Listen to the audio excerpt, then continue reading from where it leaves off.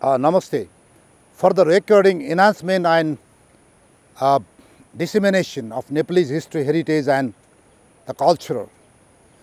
Today we are here at the spot of Betravati.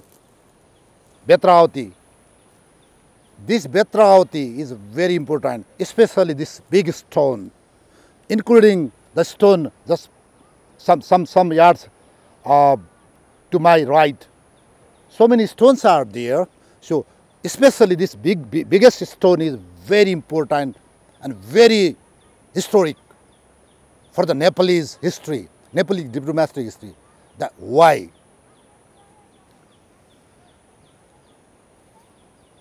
Nepal was fragmented into more than 53 small states, principalities before the unification of Nepal.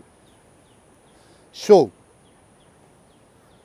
especially Tibet, the market of Tibet was dominated and controlled by the king of Kantipur, Kathmandu, king of Kantipur, and the king of Patan and Bhaktapur also there to enjoy the trade from the Tibet, especially salt, wool and gold.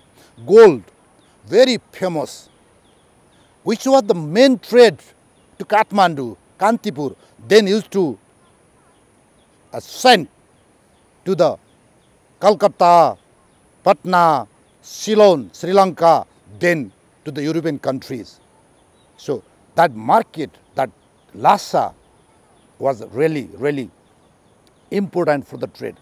In the history, every war, every battle relates and connects with the money, the wealth. If you talk about since the ancient time, it's for the geography. The geography belongs to the wealth for the nation.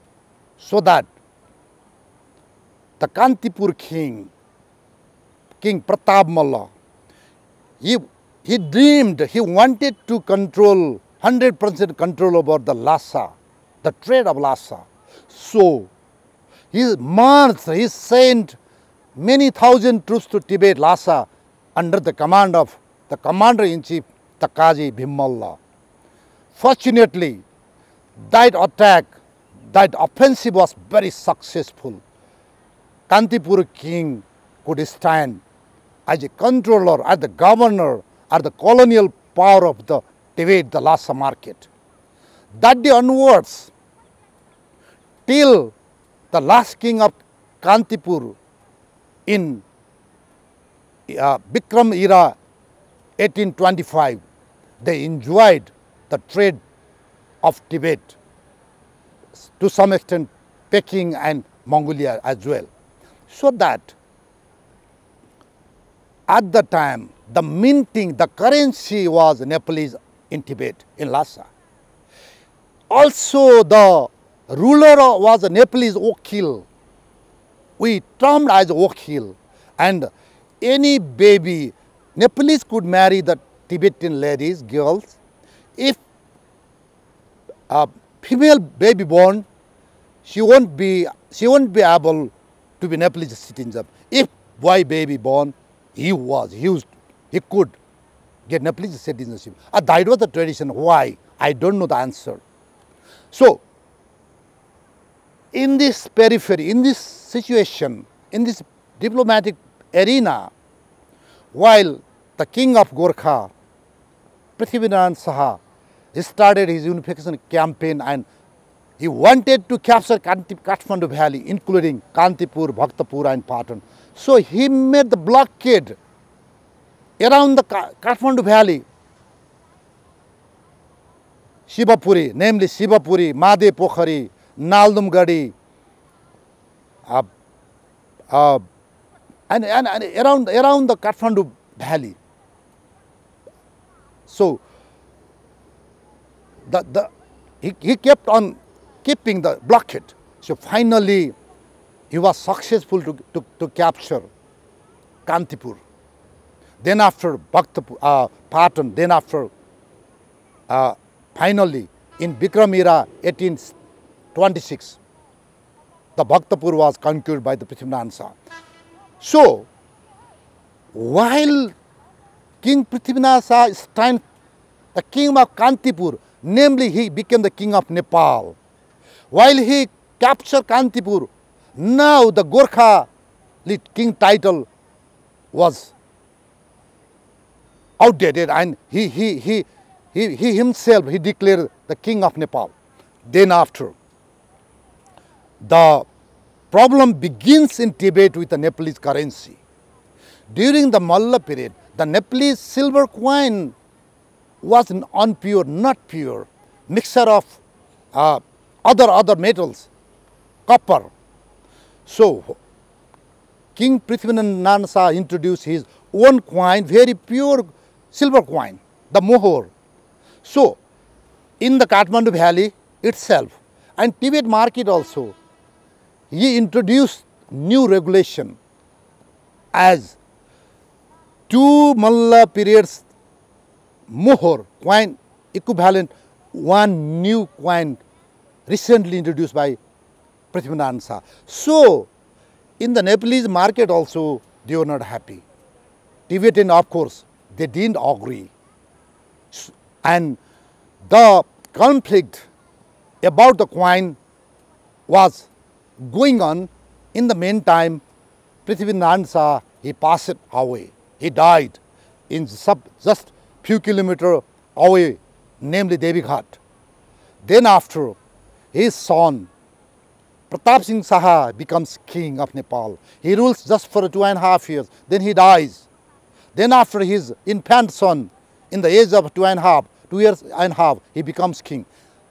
After then, his uncle, the Prince Bahadur Shah, becomes the regent of Nepal, regent of the baby king. In between, the Queen Mother, Rajendra Lakshmi, also she became the regent.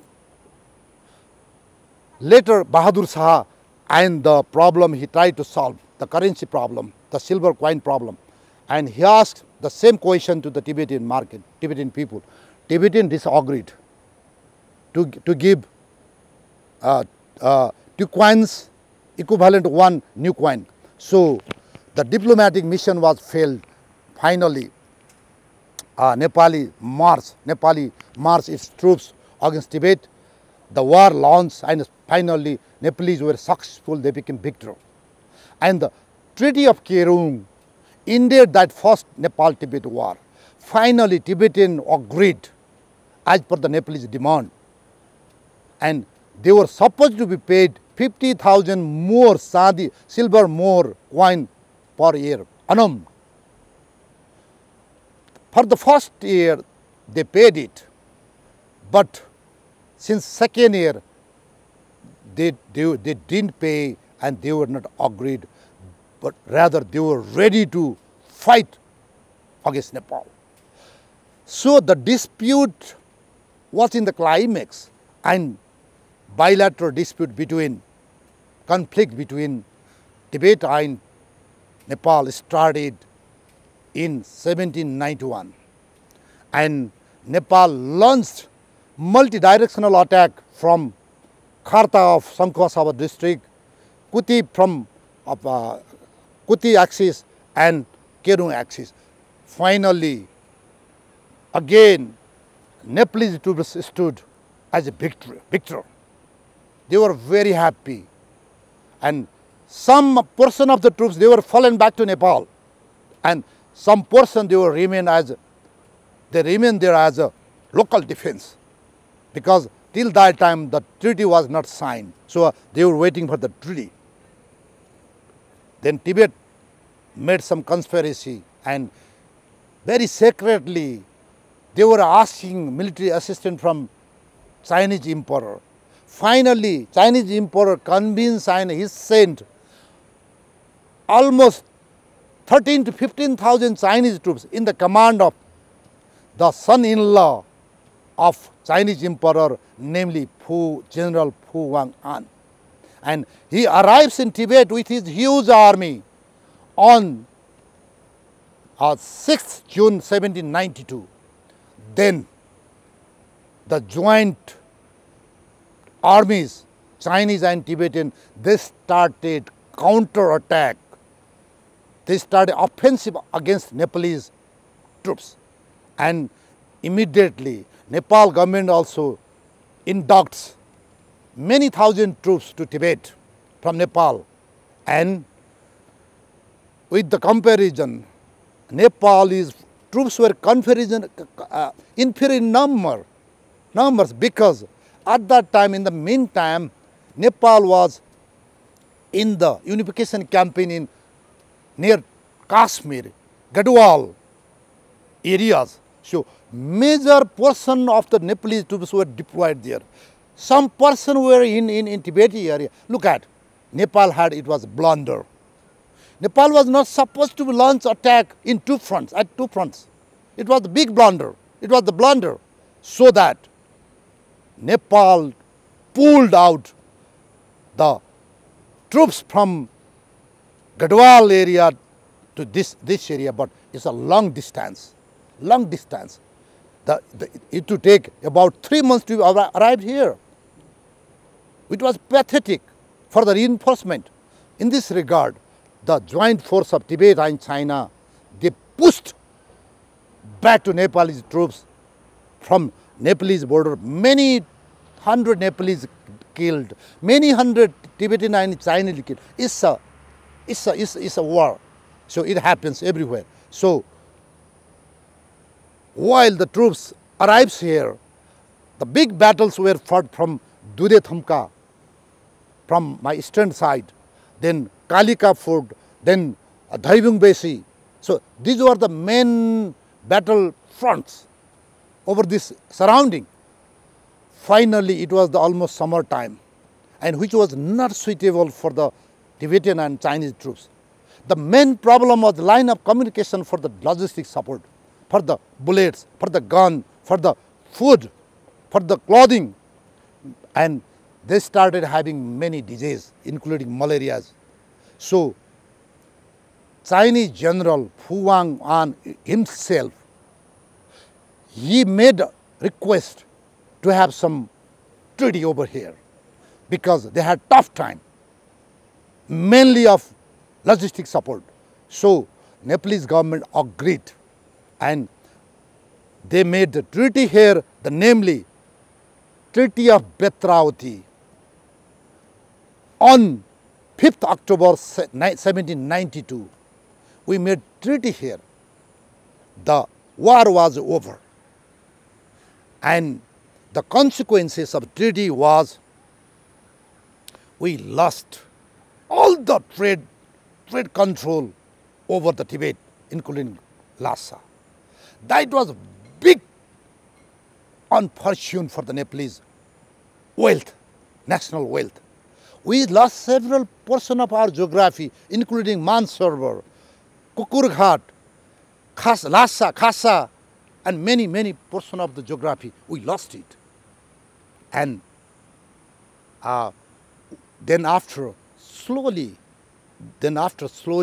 when the Tibet was bagged by the Nepalese troops, Nepalese government, then the Britishers, they started going into Tibet, and also then after we lost many things. So the treaty, it is good as well, a bit painful too, and it's a very remarkable in the military history of Nepal, in the national history of Nepal, in the diplomatic history of Nepal. This place especially, this big stone and areas should be preserved, should be retained in the history, should be disseminated in the so many mass medias, what it is, what was the history.